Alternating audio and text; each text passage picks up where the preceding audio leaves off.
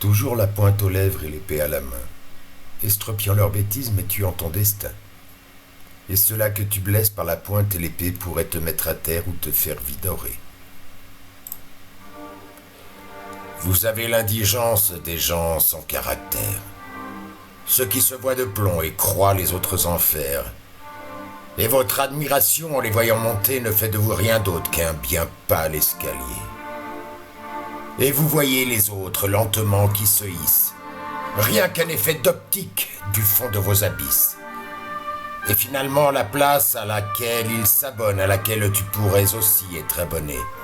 Eux ne la prennent pas, c'est toi qui la leur donnes.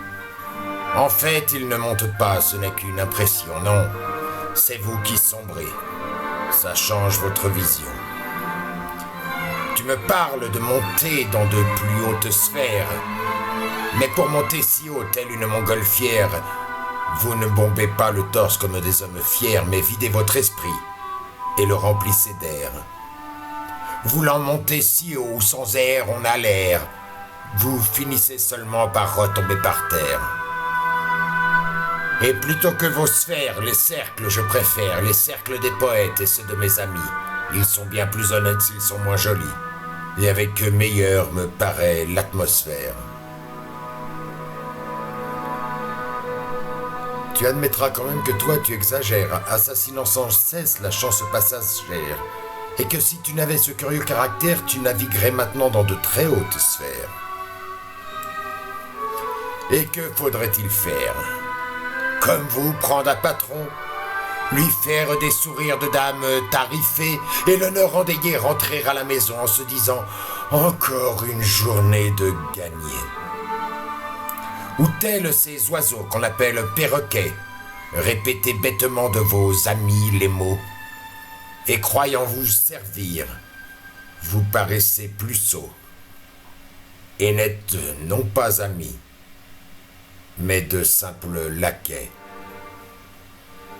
Car dans cet univers quasiment carcéral, où les façons de faire sont les souplesses dorsales, gardien ou prisonnier, prisonnier ou gardien, si je regarde bien, vous êtes tous enfermés. Vous tous, critiquez mes combats d'arrière-garde, et seule votre faiblesse vous fait me crier garde. Tes combats sont futiles, puérils, inutiles. Et tandis que j'avance abattant des moulins, vous restez à l'abri de vos rêves mesquins. Mais moi, je le sais bien qu'ils sont inutiles. Mais c'est tellement plus beau lorsque c'est inutile. Car on ne se bat pas dans l'espoir de gagner. Sinon, ce sont des nains que j'irais attaquer.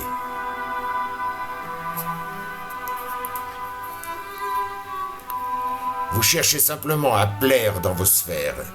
Même si pour cela votre honneur est en deuil. Vous voudriez grand et fier comme le cerf, alors que vous n'êtes rien. Même pas un chevreuil. Ne cherchez pas seulement à plaire ou à déplaire, mais faites tout simplement ce qu'on se doit de faire. Faire ce qui est bien, faire ce qui est bon.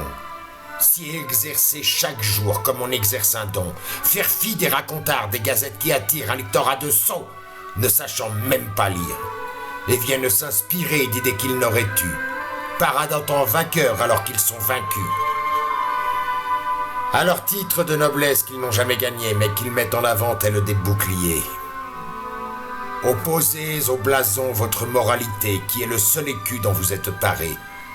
Dites que dans vos familles ce trait de caractère est comme un héritage transmis depuis naguère, et que cet héritage digne des meilleures lignées est bien mieux qu'un blason, puisque c'est votre fierté.